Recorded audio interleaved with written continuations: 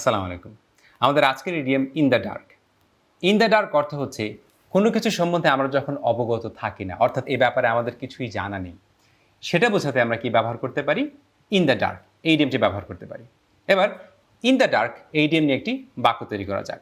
Kamal says he was completely in the dark about the CEO's plan to sell the company. এই বাক্যটির অর্থ হচ্ছে কামাল কি বলছে? সিইও যে কোম্পানিটা বিক্রি করে দিবে, একটা কোম্পানির প্রধানকে আমরা কি বলি ইংরেজিতে? সিইও, অর্থাৎ চিফ এক্সিকিউটিভ অফিসার। সিইও এই কোম্পানিটা বিক্রি করে দিবে এ ব্যাপারে কামালের কোনো ধারণাই ছিল না।